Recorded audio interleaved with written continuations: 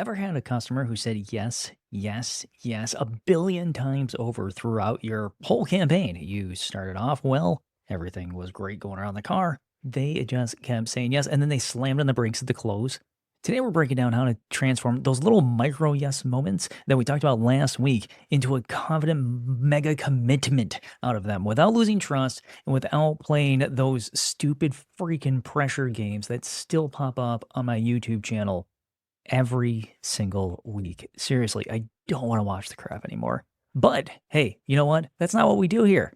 Today, episode 53, we're going to knock it out of the park with this podcast. This one is micro commitments building up to a mega commitment that's easy for the customer to do. Let's roll.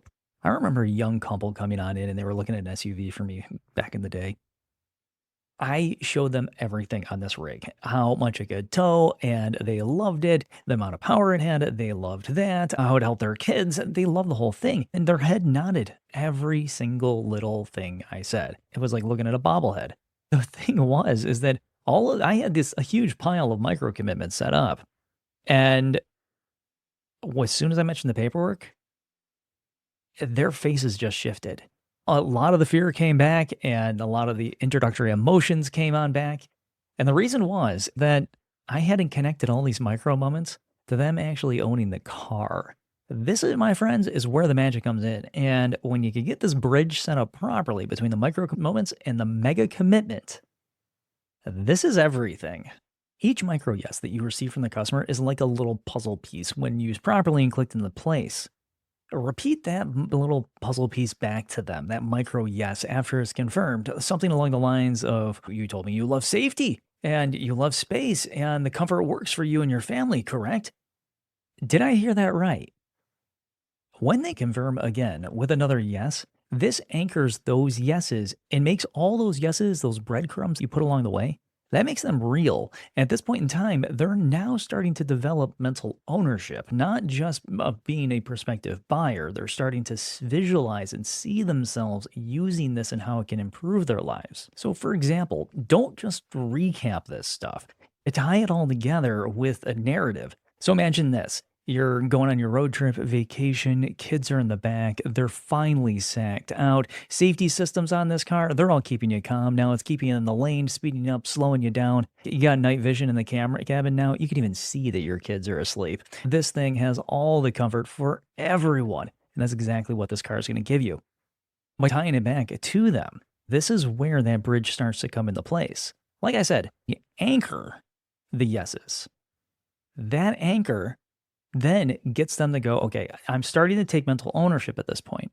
And then you reinforce it with a bridge of them actually seeing the photo of their life, of them driving down the road, kids in the back, them at peace of mind, middle of the night, they actually aren't hearing the are we there yet and can we pull over? Once all these steps are in place of you got the micro yeses, you created the bridge, this is when it leads into the commitment. If you're more of a visual person like myself, just visualize it. That bridge, once connected, leads to the mega commitment from the customer. So here's a little secret with this. Ask one more big confirming question, one that just feels a little bit bigger than all the rest. Can you see this vehicle being the vehicle you'll trust for the next 5 years?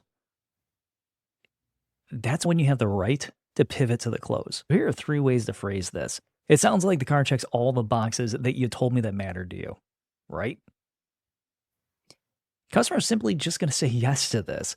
It's one of those, oh my gosh, yeah, you've helped me the whole way. I trust you. I find value in what you're saying. Of course, this vehicle's going to work. On a scale of 1 to 10, how well does this particular model fit your family's needs? Now, this one will end up in a number, but still, you can turn it into that yes. It's going to be a very high number, and then you can lead in to something more along the lines of, now that everything has worked out on this, and I've shown you everything that is on the vehicle, is this the one that you want to take home today? They'll say yes, and now you just move right into the close. Great, let's sit down, and it's time to see how much that thing's going to cost you. Because I'm not going to negotiate much. If that's your vehicle, it's right there. Go ahead and sign. But the micro yeses are not about any sort of clever line to get to this mega commitment. It's about alignment, and the psychology of it checks out. When people are in a space where they say yes more to things that actually make them happy, they tend to bond quicker.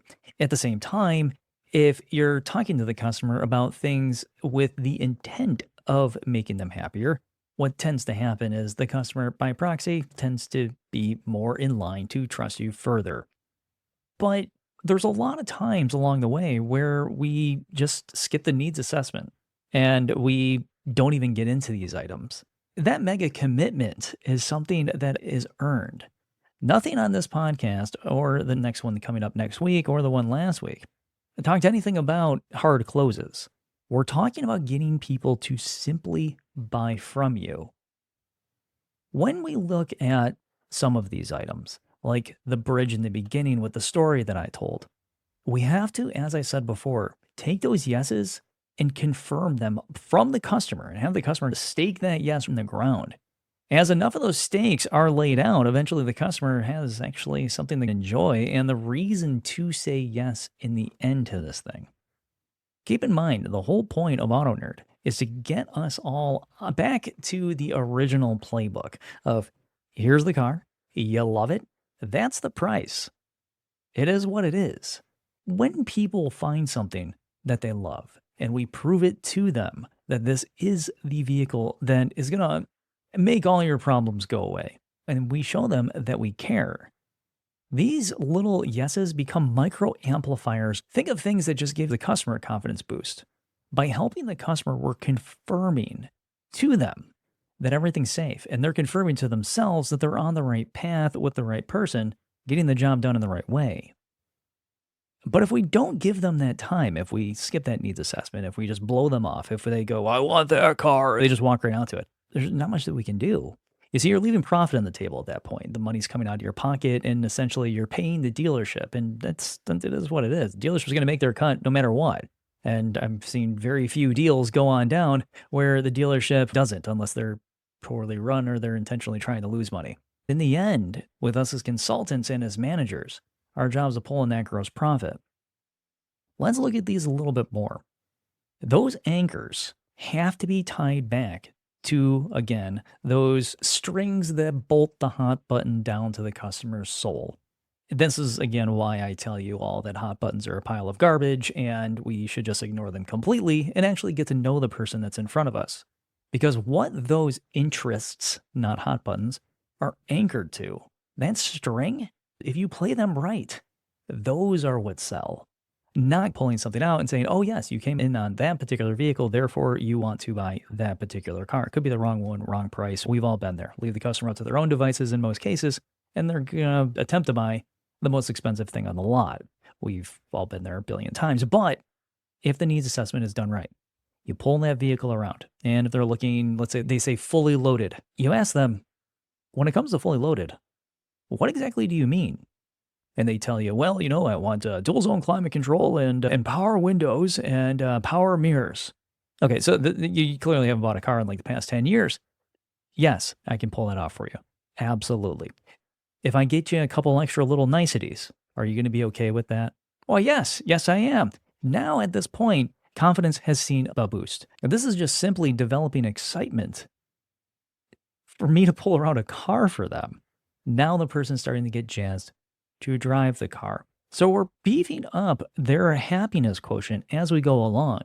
And as we progress on through, we continue to ask things that we spoke about during the needs assessment. So if it's kid-oriented, point out the kid stuff. If it's sports-oriented, tie it on back to the car.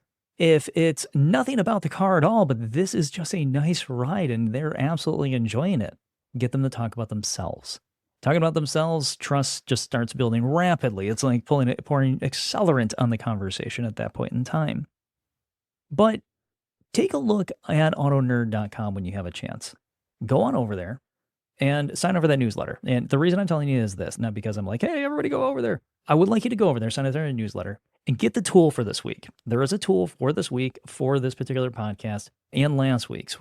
Grab the one from last week, which is the micro yeses, and then the mega commitment one for this week. And those tools, when they align, you'll see you can track micro yes moments. And this is about us starting to observe. And as we see how these micro yeses turn out, and we see in the customer little changes in their body language and how they say yes, and what inspired them to come to that particular mood when they said yes. That allows us to then repeat that behavior over and over if we run into individuals with similar personalities. Take that time. Download that thing right now if you can. The information's in the show notes. But either way, those micro yeses lead to that bridge. And that bridge is getting that customer to see visually in their mind's eye that this is going to work. This is perfect. This is awesome. Now, you being smart have already done the needs assessment. You know what's going on. You know how to paint this picture. You know what to pull from the customer's reality to go, hey, these are the individual items that you need to be looking at. Then, when you have those on the vehicle, simply talk about their life. Don't point out just the part and hope that they understand just the part. Point out the part, but in relation to them. You see in the back of the headrest there? There's a massive screen. I know your kids are absolutely going to love this thing, aren't they? Now, play with it real quick, and you'll see on in there. Well, similar to like kids these days, it's got like Twitch and YouTube and all sorts of cool stuff right inside of the headrest. This gets the customer to perk up and go, oh, well, that is amazing. So my kid will have all of that? Well, actually, do you want your kid to have YouTube and all that other stuff inside the car? I hear they can play unlimited episodes of whatever thing that will drive you nuts, but it does have Bluetooth, so you can slap some headphones on that kid too. How does that sound for you? Oh, this sounds great. Yes. So at this point, now we're painting their life onto the vehicle, onto the features, and those features are not features anymore. Those features are new guardrails. Those features are new items that are now built into their life. There's a brand that I work with that has a camera inside of one of their vehicles for kids. It has night vision on it and it has zoom capability. I think this is just awesome. And one of the stories that I tell an awful lot is, what if that little hellion in the back of the car is being a real pain in the butt? Now parents have that ability to zoom in on the kid. Almost every parent in the world would say that they want it, but you have to paint it in the right light in order to actually be able to talk about it. So back to the whole needs assessment thing. You learn who they are and then get those micro yeses going, because the more yeses that come out, the higher the likeliness is that the customer is going to be able to easily slide into that mega commitment in the end, because they've been confirming it to themselves the whole time that everything is just fine and they're in a safe place and that they can do this and that this is the right vehicle for me. Give it a shot, because the mega commitment, as I said before, it's not just a clever line. It's about alignment, and it's an art. And when you see this done right, all of a sudden you see your closing ratios go up, your grosses go up at the same time, and you're selling more cars. It's crazy. And it's not even a trick. It's just you sit down with them, you learn who they are, and you ask confirming questions along the way and have a rebuttal to go back and allow them to confirm that you've heard everything correctly and that you showed everything well. And then you move them to the close and you lock in that decision in a way that feels completely natural. Again, it's about alignment. Micro yeses, they become easier as you start to learn how this artwork flows. But when you weave them into a story, make sure you confirm them and ask that last lock-in question. The mega commitment isn't this clever line. It's a skill. It's like taking a paintbrush after you've known how to paint for many years and painting something beautiful. It's the ability to help somebody out. And when you're genuine and doing this skill together, it not only becomes this series of yeses to turn into this big yes in the end that gets a car sold. It turns into a big fat paycheck because the customer has confirmed that this is the right car. And with that bit of confirmation and that bit of tie-in, now mental ownership is concreted. Nice, short, sweet, to the point. Really, I wanted to tie this one into the last episode, but it was a bit of a departure, and I think it was worthy of its own conversation.